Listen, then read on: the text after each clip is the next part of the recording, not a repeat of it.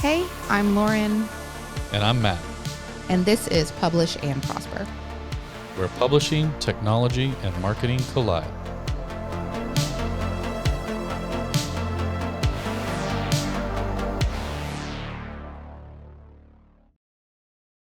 Welcome to another episode of Publish and Prosper.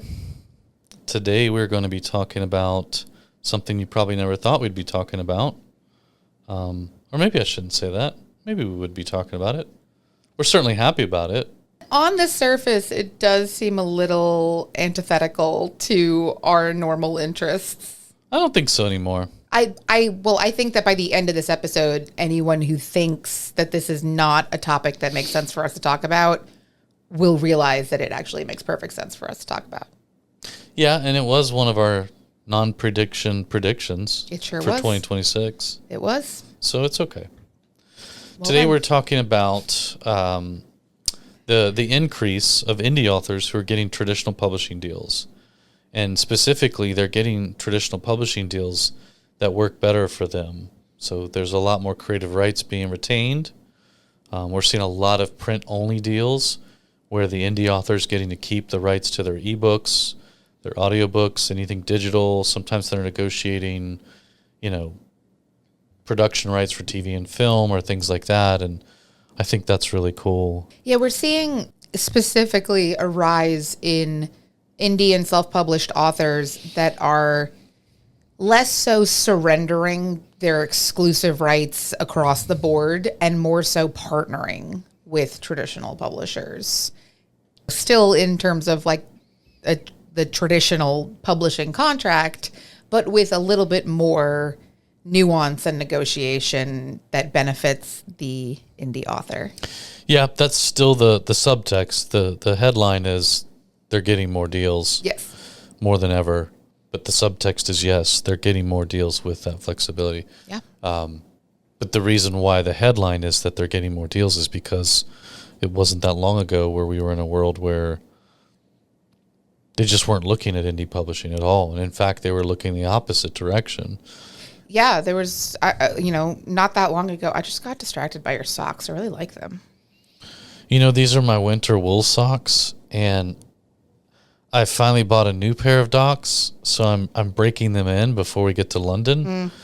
And the thicker the sock you wear, the better when you're breaking them in. I learned that lesson last year when I got these. Mm-hmm. Although these are softer. Yeah, these are just leather, the old school, like thick leather, like they're stiff, but they're very aesthetic with the fit. They look good. Good job. Good work. Thank you. I'd love to say I have a stylist, but I don't. No, you're doing it all on your own. That's great. Typically in the dark. Fair enough. Anyway, yes, I think that absolutely not that long ago, we were in a place where, it might even be considered a mark against you. It probably was a mark against you. It definitely was. There are still people today that might warn you against, if you really want to traditionally publish this book or any book, self-publishing is a taboo. Like, definitely don't do that. This is a myth, and we will prove that to you. But it's been really kind of a wild change over time. And I think it's really cool and interesting to see how. Do you think it's fair to say that this has really become a thing more so in the last, let's say 5 years because of the rise of the romance genre and all of the subgenres that have been spun off from it in the last 5 to 6 years? You're not going to like my answer to this, maybe. Yes, I think partially yes, because while there are definitely examples of books that were self-published and then either the book itself. There's always outliers. There's always, yes. Like in other genres, this is predominantly something that happens in the romance. Like a lot of the deals that we're seeing in the last couple of years have been specifically romance authors. But I also think that And these things go hand in hand because the rise in the romance industry. Hold on. I don't dislike your answer, by the way. That's the answer I was hoping for. Well, you're not going to like this next part. Okay. And that answer is TikTok. I'm less fond of that answer, but I can't argue with it. The rise in popularity of niche romance is because of the rise in popularity of book talk. So Wait, so you put that chicken before the egg? Book Talk before the rise of romance? I think that Book Talk is what instigated the rise in romance popularity. The more recent sort of explosion. Yes. I mean, because I think there was a rise, and then I think there was an explosion. Yes. And At I least think from that Book somebody Talk who's is kind of responsible looking for outward that. in. As not a romance reader, as somebody who knows maybe a fraction of what you know about that, if I'm looking inward at that whole, umbrella genre of romance, which there's 75 other subgenres in there, like, to me, it seems like there was an explosion right around COVID. Yes. Yes. For And obvious reasons. And but I think that Book Talk is what facilitated that Okay. explosion. I think it was I can't people were, confirm nor deny that. yeah. It's interesting. I mean, that could be a whole episode topic. I won't subject you to that. Maybe I'll make someone else do it with me, or I'll do it appreciate by that. myself. I absolutely appreciate that. But I could probably do that off the cuff right now without outlining anything. You should do that by yourself. Okay. And we should call it something totally different than Published and Brussels. Okay. All right. Hint received. JK. But yes, I do think those things are absolutely connected, that this rise in the popularity of romance is directly influencing the interest in publishers securing deals with self-publishers. I also think, and this is a little bit of a tangent, and I'm sorry for that, that we have to kind of acknowledge that it's also connected to the unwillingness of major corporations to take risks anymore. And I think, when was the last time that you saw a movie that you were like, wow, this is an original concept? This is not... Let me just say I agree with you. Okay. Because back to your original point, I don't think this is some like shift in how traditional publishing is now really viewing indie authors as more credible, as that's where the dollars are. Yes. So like a corporation, they need to go where the dollars are. Again, I'm not saying that's a bad thing, but I like to keep the baseline on my side of the fence over here. Like, these are businesses and they Yes. function like businesses. And when they're hemorrhaging money, they have to go where the dollar signs are. So what you just said still lines right up with how I feel about this. Whether or not it was all spurned on by Book Talk or anything else, they're still doing kind of what we expect them to do. Yes, absolutely. This is still like, it's cool because it's getting a lot of exposure to indie and self-published authors. I agree with that. It also happens to be helping the bottom line for all of these major corporations. And I agree with that. Yes. I'm a capitalist at heart. Which, To a degree. yeah, I mean, one way or another, like one can't exist without the other, kind of, these days.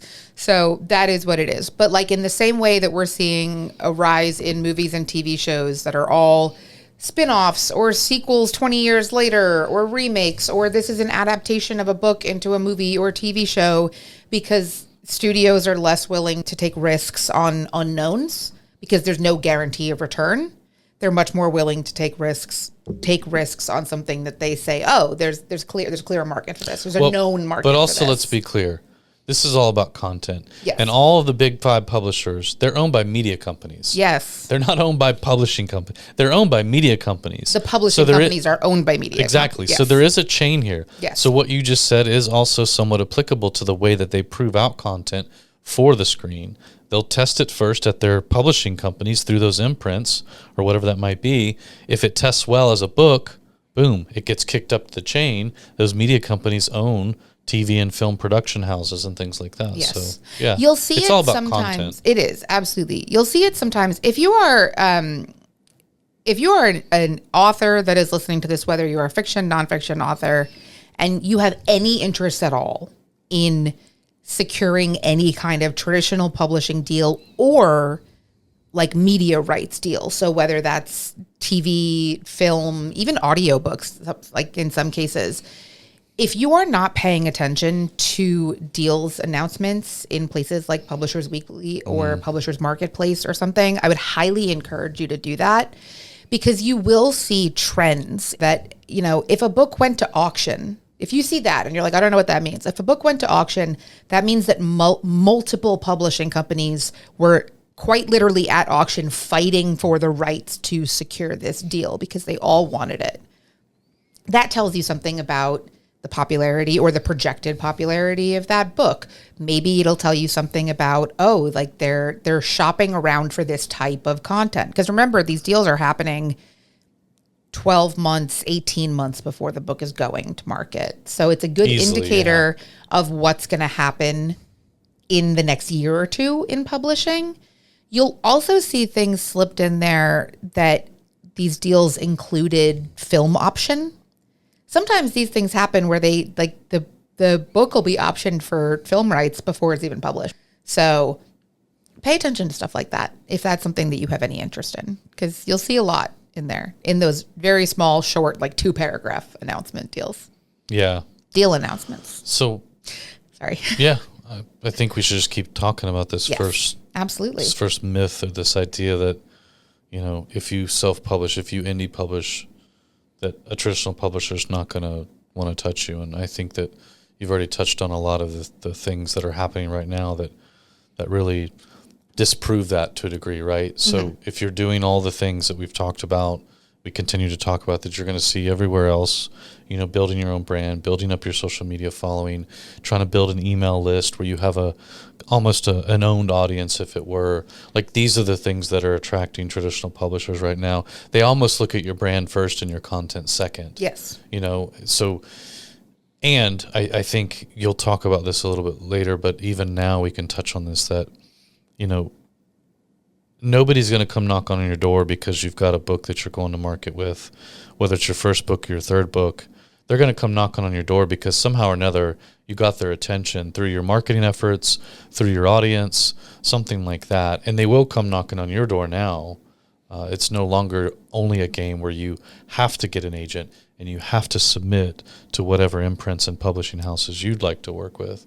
They are being more proactive, right? Oh yeah, that's actually, if you don't already know that is a key part of this episode topic, is that yes, more and more lately, publishers are reaching out to authors and not the other way, or not just the other way around.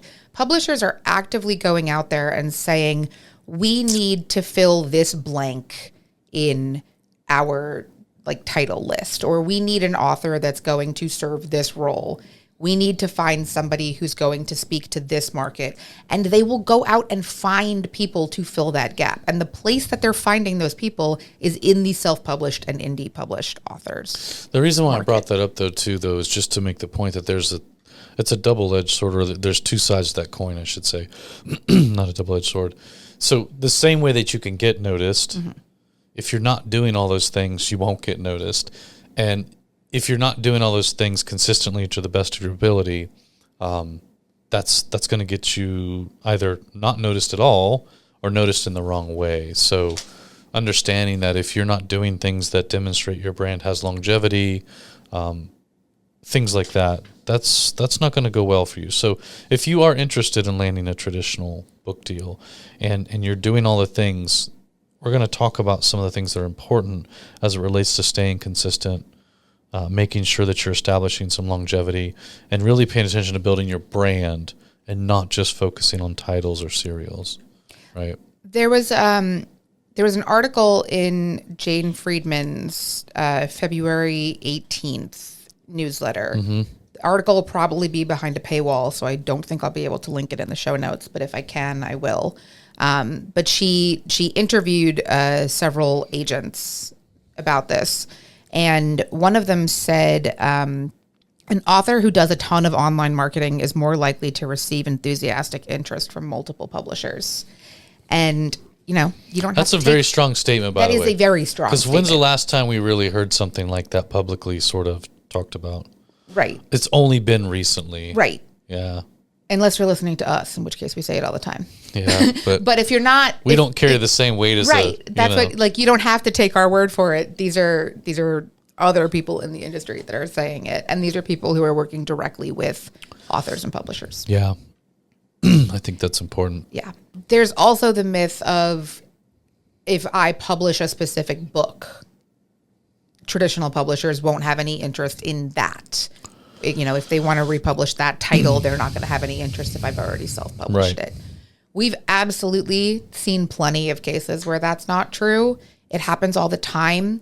where if it's a book that has like a really strong sales momentum and the possibility to very obviously kind of repackage that or reposition that, Yeah. traditional publishers are absolutely interested in that.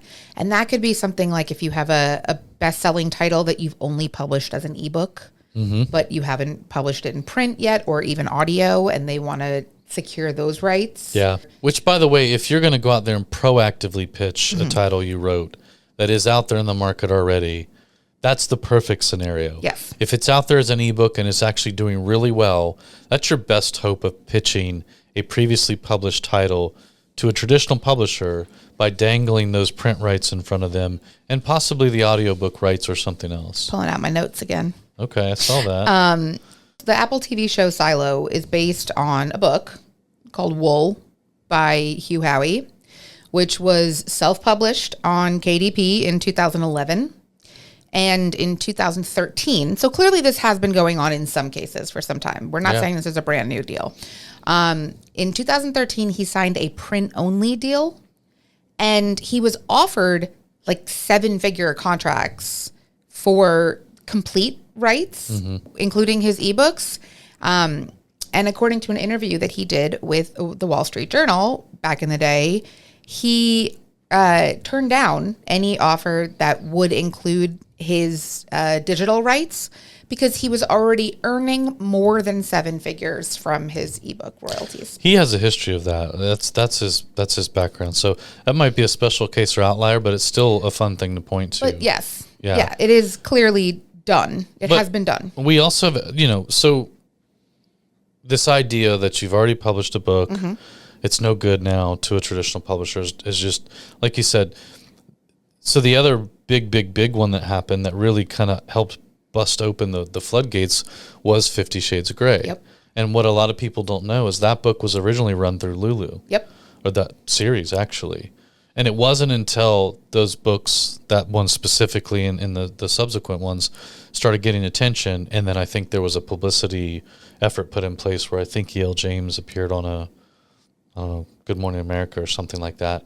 That's when a traditional publisher approached and said, hey, shut down all your indie, outlets for this. Let's repackage this. We want to pick it up. We'll buy it from you, So again, those titles had already been in the market. They had actually been run through Lulu. They were going through traditional indie publishing channels and distribution channels. And that did not stop a traditional publisher from coming along and picking those up, repackaging them, putting them back out into the market. There is one very, very key thing that you mentioned in there that is really important to include in this, and that was the word series. Oh, yeah. There are definitely examples of this happening with one-off titles, but predominantly when you see this happening with major books that are getting scooped up, either completely traditional deals or hybrid deals, they are part of a series.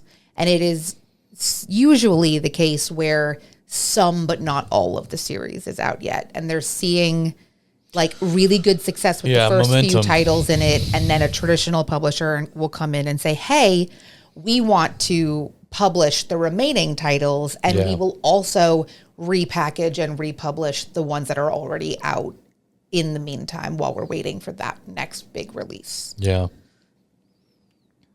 but again, it's all about momentum. It's all about the brand you're building around yourself as an author. It's not, and we've said this 1,000 times if we've said it once, it's not about one title. Right. Don't get so wrapped up in one title or even one series.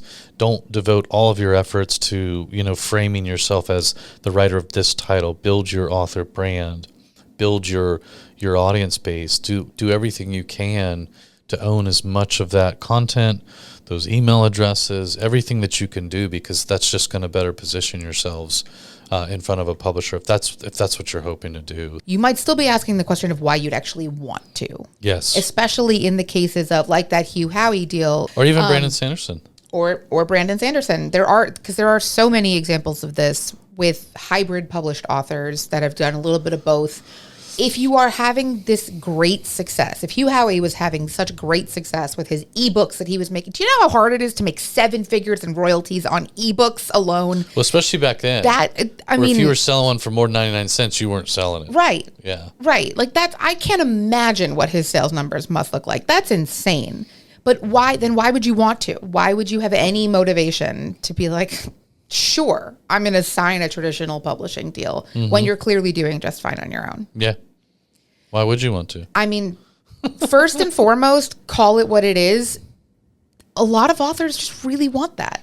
You know, if that's something that you dreamed of, if that was part of your like dream writer journey, that's okay. It is totally okay to say, yeah, I'm having great success, but one of my landmarks of real success in my own head would be to sign with a Big 5 publisher. And if that is genuinely the only reason that you want to do this, do it. Do it. That's totally valid. There are also plenty of strategic and like logistical reasons though too. And to be fair, again, so the examples we threw out there of people turning that down, the one with you, how back then there wasn't the advantages and leverage you have as an indie author now. Meaning now we have these advantages where you bring the audience, you bring the brand, and you have more leverage to negotiate more favorable contracts. Back then you didn't. It was either give them all your rights or you don't get a contract, period.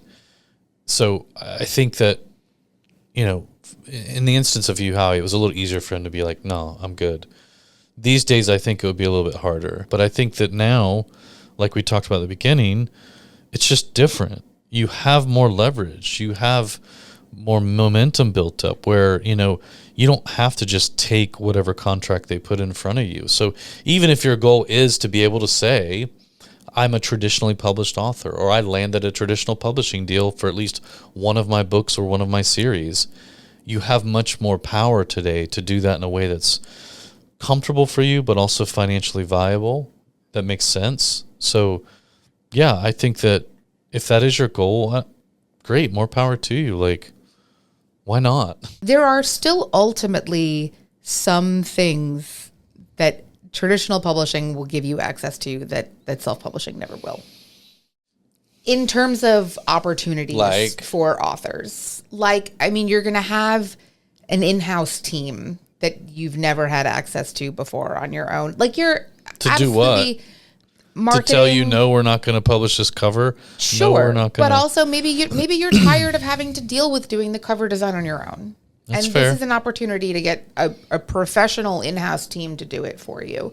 Or maybe you're interested in expanding with foreign rights, but you don't really know where to get started with that. And you didn't want to listen to the episode that we did on international rights, which you should. It'll be in the show notes. Drop cap.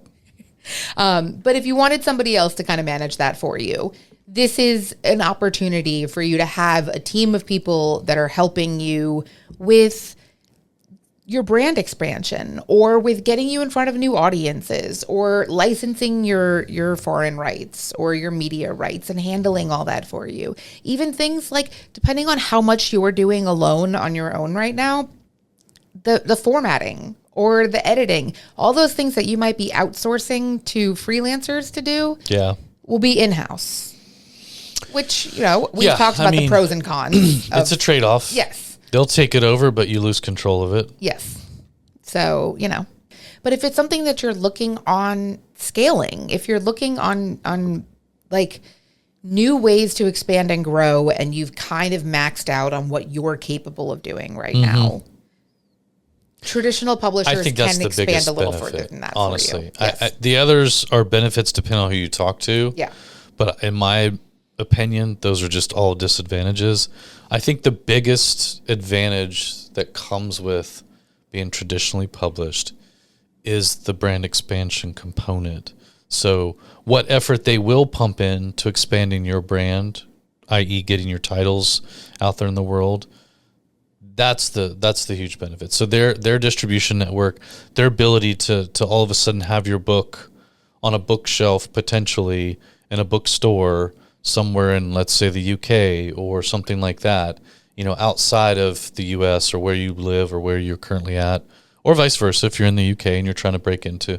I think that's the biggest benefit because they have such, established distribution footprints around the world. Everything else, in my opinion, is a disadvantage. It's all stuff you could do better and cheaper, but, there's no denying that what they do afford you, what they do bring to the table after, many of them being in business for 100 years or more, is that global expansion effort in terms of physical proximity in a bookstore or at a book signing or, whatever that might be. So, but that's my opinion. No, that's fair. That's fair. I mean, we've debated the pros and cons of all of that stuff before. So yeah, I'm not gonna disagree with any of that. Yeah. For me, if I was going to consider a traditional deal, which I would, that's the only reason. Yeah. That's it. I think it's also very key to understand that you partnering with or signing a traditional publishing deal or whatever, working with a traditional publisher, you are not just offloading all of the work onto them. Whether you view that as a pro or a con, you are absolutely expected. A traditionally published author is absolutely expected to do marketing work, publicity work, to, reach out to their own audience, sometimes even to, have their own strategy for how they're going to do launch and 100%. Stuff like that. This is not, you are not completely hands off. So that expectation is always going to be there. I've heard lots of stories where they ask you. Yes. Like even if you're submitting through an agent, you better also be submitting a marketing plan or a sales plan. Yeah. I mean, that's just more commonplace, like 100%. Which is a thing that they're going to do, even if you have never self-published, if you are a debut author that is trying to secure a traditional publishing deal, you have no background in any kind of publishing, they are absolutely going to be looking at details like, do you have an existing audience? If you are not an existing audience of readers, are you at least somebody who has a social media following of some kind? Or do you have a newsletter that you are regularly emailing people, even if it's not related to the topic of your book? Like, you have an opportunity to reach out to people that are already fans of you. Mm-hmm. That is absolutely something. They are not just looking at the content and quality of your book. They are looking at your ability to sell that book to people. Yeah. I think they're also looking for, while I'll never agree that a traditional publisher wants to take an author and build a brand around that author, as we've already touched on, there are benefits to the publisher participating in brand building with the author. It's why it's so important that they sign authors and they curate authors and brands that like you said, it already exists, but in many cases, B, align with who they are as a publishing company or that particular imprint or whatever that might be. So, I think that's why you see so many niche imprints these days too, is to make sure that from beginning to end, there's alignment on the content, the audiences. When you have a large publisher, let's say Penguin Random House, it doesn't behoove them to just take in all these different types of content and then try to publish those out into the world under that that brand of Penguin Random House. You want to have these smaller imprints where the entire staff of that imprint, that's all they focus on is that genre or that subgenre.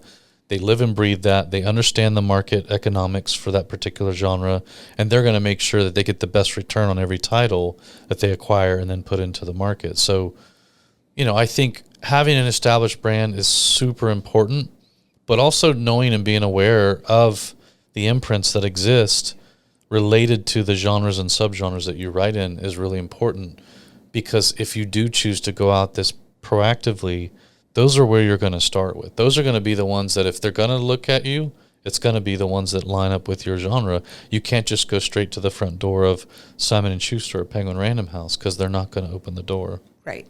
So. Right. I think that is something, and I fully recognize that this is coming from somebody who is neck deep in the book industry in so many different ways. So I know this is not the average reader experience. But in the same way that we've talked about how we have like instant buy authors, Like, it doesn't matter what, or musicians even. Like, a band is putting out a record, I'm ordering the record before I've ever heard it. Right. You know, that's fine. And I'm going to come back to that too, because that's also part of the brand building thing. I have realized in the last few years that there are imprints that, like, I realized that a lot of books I read fall into the same few imprints, like publishing imprints. So when I'm at a bookstore and I'm browsing the bookshelves and I see an imprint that I recognize as one that I read from often, and I don't recognize the title or the author, seeing that imprint name on the spine will be enough for me to at least take the book off the shelf and read the back cover. Because you trust their editorial team. Yes, because I'm like, oh, I normally really like stuff from this imprint. Like, they have a brand. I'm usually interested in what they're sending out into the world. So let me see what this is and see if this sounds like something. So that is, and they're doing that on purpose. Even if you don't realize it, even if you don't recognize it as a reader, that is something that is strategic on their end. But also, to go back to the idea of the instant buy author, that's what we're talking about when we're talking about building a brand for yourself. The authors that are on your instant buy list are on there because you know that you're going to get this, not the same thing necessarily, but you know what you're going to get from them. Whether it's consistency in terms of quality of writing, consistency in terms of, you know, what tropes are going to be in the book, or what to expect from, you know, it's always going to be a happy ending, or, you know, it's going to be a mystery that's going to have some kind of like unexpected plot twist. And even if you're looking for it, you're never going to figure it out because they're really good at burying the lead on that. Whatever it is, that is their brand. They've built their brand. They have sold you on the idea that this is what you can expect. Every author develops a formula, just like most movie and TV writers and directors and producers do. So, yeah, that's what you fall into. Right. It's the same for me. It's the same for you and everybody else. And that's what publishers are looking for. And so are the readers. Consistent, sustainable publishing history. Absolutely. This is a really interesting point, I think, and I kind of buried this in here. That's on me, my bad. That's why I was pulling it out. I'm glad you did. You just dumped a bunch of dirt on it, but it's okay. Because not just are like, you know, when I'm saying like long-term brand, publishers are looking for something that they can say, oh, we can see 5, 6, 7, 8, 10 titles coming out of this. You know, like in romance, there are a lot of series where it's like go with me on this. Okay. So, like, I don't have a choice. They're all standalone, technically. I'm a captive audience. You really are. But like the first book that comes out, there's a best friend of the main character, and the best friend is the main character of the second book. And then in the second book, the best friend has a younger sibling, and the younger sibling is the main character of the third book, and so on. And they build on each other in that way. That is something that has longevity. So that is something that publishers are looking for. But they're also looking for, beyond the content, the consistency with which you are publishing your books. They want to see that you are putting out books regularly, that it's not one in 1 year and then 3 2 years later. And then, consistent publishing. They want to see that you are putting out books when promised. So if you have a bunch of examples of, hey, I know I said I was going to publish this in March of 2026, but I'm not done with it yet, so I'm pushing that back to May of 2026. And you do that 4 times in a row, that's not going to bode well for you. But they also, and I think this gets overlooked too, they don't want to see that you're oversaturating the market either. Yeah. Putting out a book a month is not always a good thing, because if your readers are used to that, the traditional publishing industry can't keep up with that pace. So if your readers are used to getting 1 book a month from you, and then you sign a trad pub deal and now you're putting out 1 book a year or even 2 books a year, right, there is a chance that your sales are going to drop off because of that, and that's not actually going to be a benefit. Well, mathematically, your sales will drop off. Well, that too. But from a market popularity standpoint, that's where I think you get hit the worst. Yeah. Because if your fans do have to go from, getting their hands on your content once a month, essentially once every other month, to now having to wait 6 months every time for a new, they're gonna get distracted by other authors and other things, and before you know it, you're way down on their list of favorite authors because they found new ones that are sort of satiating that appetite. But you want there to be some demand for, I haven't gotten a new book from this author in a while. I'm excited to get my hands on it as soon as it comes out. I skipped like 3 words in that sentence. You're just talking so fast you get ahead of yourself. And that's what happens. It's what happens when you talk about traditional publishing deals? Yeah. This is funny because this is an episode topic that Matt pitched, but it's right up my alley. So, thanks. This is a nice gift for a Monday afternoon. I don't know. Yeah, sometimes I just don't even know what I'm talking about. That's okay. When I pitch stuff to you. Or maybe I should think more about it before I pitch stuff to you. No, I think you should just let me loose on a topic and see what happens. I know that some people are going to be sitting there wondering, okay, great, all this is going on. I kind of knew this, but thank you for validating it, whatever. Should I get an agent? Do I need to get an agent? I'm not even sure how I would answer that because we see it going kind of both ways. But I think kind of the point of why I pitched this and what I liked about, this topic and this narrative was the fact that so many people were achieving traditional deals without an agent and negotiating their own rights. And I really liked that because I hate to share my money with somebody if I don't have to. I'm not belittling what agents do by any means, but they aren't necessarily free and clear of blame when it comes to the stigma that was placed on traditionally or indie published authors for all these years. I mean, a lot of that started with the agents, not just the traditional publishing companies themselves. Yeah. Because let's remember, most of what was making its way to the traditional publishing companies was coming via agents. Was and still to a degree is the only way to get, in many cases, your manuscript into the hands of somebody, whether it's on the editorial team or the sales team or the marketing team, at a traditional publishing house. Mm-hmm. So if I'm listening to this, what to do? More and more with this specific topic, it is kind of becoming up to the individual author. Mm-hmm. There are a lot of self-published authors or hybrid authors that are working with agents in some way already. And if that's the case, if you do happen to be working with an agent at the time that a traditional publisher is trying to secure a deal with you, they will work with your agent and not you. So if a traditional publisher reaches out to you, if you already have an agent, they will negotiate with that agent and not with you. But if you don't have one and they reach out to you, they will negotiate directly with you. If it's the other way around, where you are still, you are self-publishing still, but you're starting to shop around to traditional publishers, I think you do need to have an agent still to do that, because most traditional publishers these days are not accepting unagented submissions, even if you are somebody with a proven track record, unless they reach out to you first and ask you. Yeah, so it sounds like, again, if you're trying to be proactive in landing a traditional publishing deal, that an agent is probably still the best way to go about it. But if you are hoping to attract a traditional publishing deal to what you're doing, i.e. building your own audience and doing all these things, then it's not necessarily something you have to have. Right. I mean, I think it's something that, in the same way that you can represent yourself in court if you really want to, but you may or may not want to. I don't know if I'd use that one, because I don't know if that's ever a good idea, even for a traffic ticket. Worst case scenario, an agent can always be there to just make sure that your contract is legitimate and that you are not missing or overlooking something. So it's never a bad idea to have an expert be involved in some way or another. It doesn't mean that it's necessary. But, if you want a second opinion, if you're trying to understand better, how do I get somebody else to help me with this negotiation, an agent is your solution to that.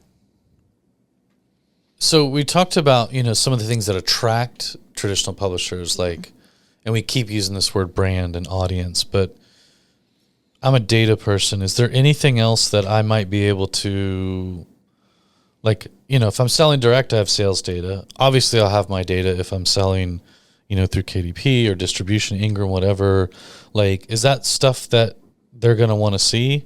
I mean, I guess to a degree, they can already see that if there's ISBNs attached to my work. But is there other stuff, or can I really just, rest easy in the fact that I've got 20,000 followers on my Instagram and, 15,000 on Facebook or whatever, and I've got a pretty decent track record of ebook sales going. Like, is that enough?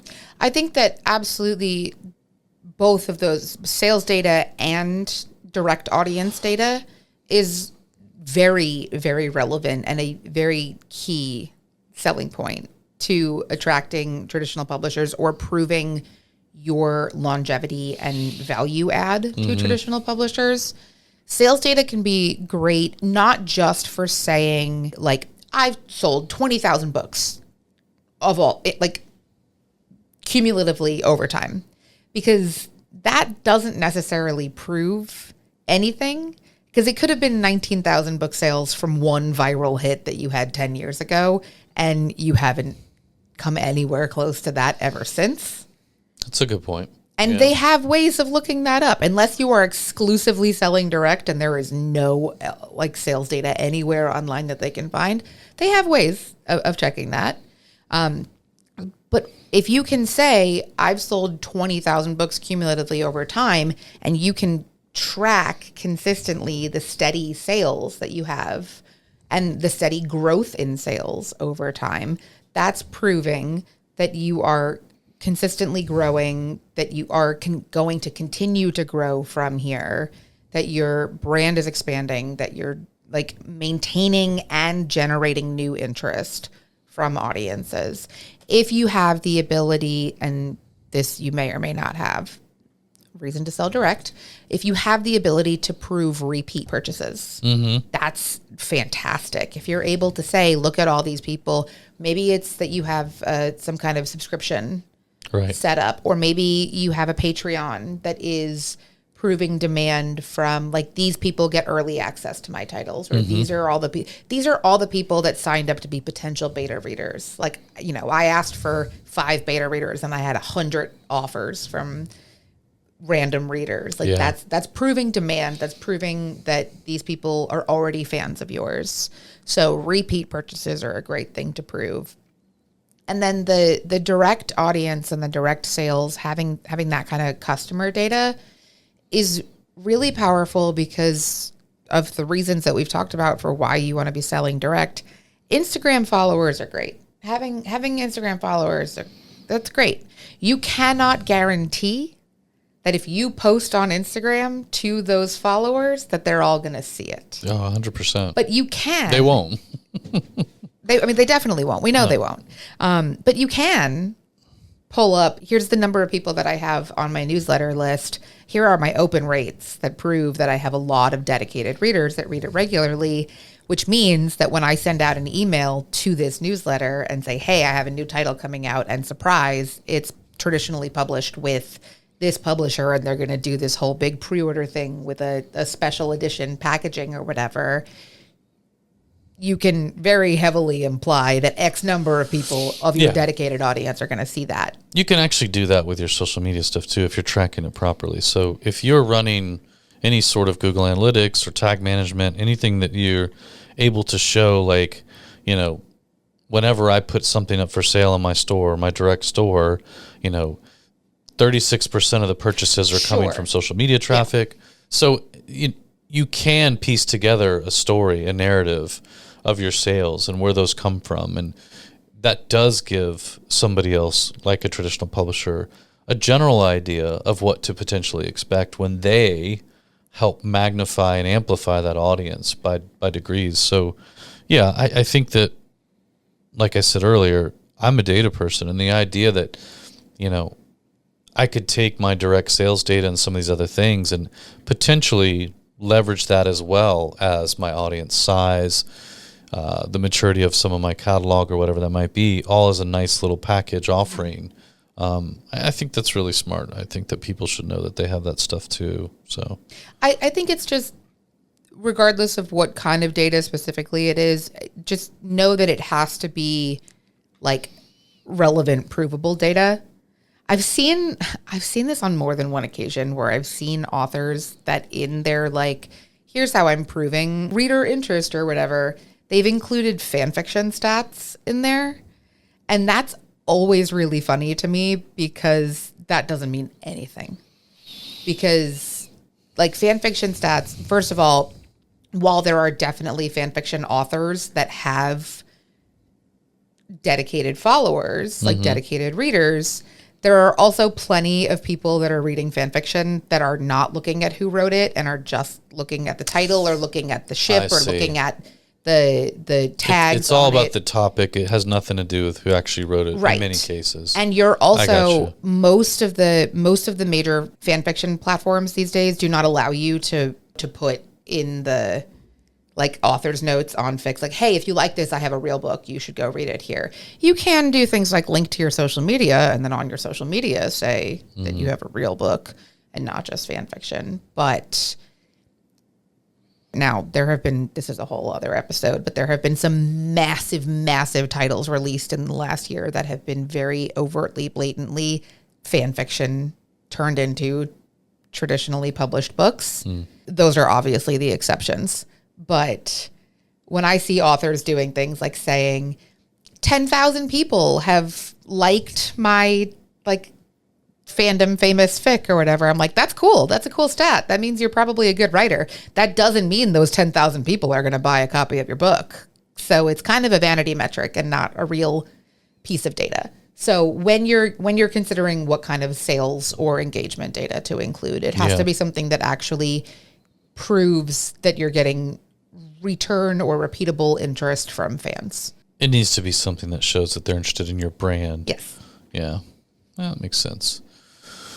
Wow. You not even a little bit of pushback on that. Look at you. I call that growth? No, whenever you start talking about fan fiction, I just kind of go into like self-preservation mode. That's fair. It's okay. And then I pop out when you're done. Perfect. Like I'm going to do right now. Nailed it. And actually wrap this episode up because let's do it. I don't want to end it on a fan fiction note. So at the start of the episode, we talked about why we were talking about this topic. I mean, I think it's great that the authors are getting traditional deals. That's great. What I think is actually the really cool part is that they're able to negotiate better than they ever have and retain rights to a lot of things. So there's a lot of print-only traditional deals happening right now. There's a lot of deals where it's not print-only, it's actually just ebook only or, whatever that might be. But the point is you have leverage and you can use that to get a more flexible contract and something that works better for you, because I would never be in favor, never have been, never will be in favor of signing a contract where you give away all your rights. I think that's a terrible model on both sides of the fence. And so seeing that flexibility happening right now play out in real time in ways that it never has before, I think is really cool. So I still maintain my stance. I would want to just keep all my rights and sell direct and do whatever. Just the idea that the mere flexibility and freedom exists, I think is super cool. So real quickly, the things we talked about, if you are interested in having a traditional publisher look at your brand, what were the things we talked about that they should be doing? Well, I mean, first and foremost, like we were just talking about, you should be selling direct if you're not already, so that you have that customer and audience building opportunity. But even if you're not, if you do not already have an email newsletter, you need to start one yesterday. You need to start having that opportunity where you have that provable, I can remarket to this audience and I can build up a loyal fan base and I can prove that. Yeah, doing everything you can to build direct connections with your audience. Yes. Yeah. Maybe it's a community. Maybe you have a Patreon or a Circle community or something, whatever it is, something that you can prove that there are people that are interested enough in you that they are not one-off, one-time buyers, but are actually invested in you and your brand. Develop a clear brand. Yes. While we're talking about your brand, Yep. like somebody shouldn't hit your page or your social media and have to wonder like, who who is this person? What is their brand? Like, are they nonfiction, writing about copyright law, or are they actually sci-fi fantasy writers? Like, your brand should be very clear on who you are, what you do, and who your intended audiences are. Yes. The last thing some traditional publishing house wants to do is have to figure out, like, oh, they got 10,000 followers, but, are they 10,000 sci-fi followers? Are they 10,000 nonfiction? Like, what's going on here? Which is something that, we're not saying that you can never branch out, that That's right. Once you're in your lane, you're in that lane forever. No, definitely no one's saying that. But if you've ever looked at an author and been like, this author is publishing under 3 different pseudonyms. Why do they have 3 different names? Why are they not just publishing it all under one name? I'd be willing to bet that those 3 different pseudonyms are in 3 different genres. And that's why they're doing that, is so that they can clearly silo people that are fans of this brand are following this author name, and people that are fans of this brand are following this author name. Although, again, yes, it's always about freedom and flexibility, but I would argue if your goal is to get picked up by a traditional publisher, stick with one lane. Yes. If you want to, as an outlier, write this one-off nonfiction book about whatever it is, because maybe that's your day job or whatever, fine, but don't make that the central, component of what people see when they come to your website or your social media channels or whatever. Like, stick with a lane. It's easier to branch out later once you already 100%. have your lane and your brand That's established. Right. It's easier to say, hey, go with me on this one. I'm trying something new, and I've proven to you guys already that you know and love me, so just go with me on this. It's a lot easier to do that later than it is to do that when you're still building. Part of building a brand is also what will attract traditional publishers, which is publishing consistently. Yes. Which doesn't mean saturating the market, yes. Right? Like, once every 3 weeks you're launching, another book in a series that has 27 books in it or whatever that might be. But being consistent, if you say something's going to drop on this date, make sure it drops on that date. Right. Like, you shouldn't be pushing deadlines and launches on a regular basis. That should be a last resort. Realistically, what it all kind of boils down to is that you need to be thinking like you are an entrepreneur, an authorpreneur, if you must, a small business owner, a brand owner, a content creator, a content entrepreneur, whatever term or phrase you want to use. You need to be approaching this like it is a business or a brand, not like you are just writing books based on vibes and putting them out there when you feel like it and hoping for the best. Yeah. This is a business model. You are building a brand, and you have to treat it that way. Well, and unless you're 16, you shouldn't be doing anything just based on vibes. I think it's healthy to sometimes go off of vibes, but not.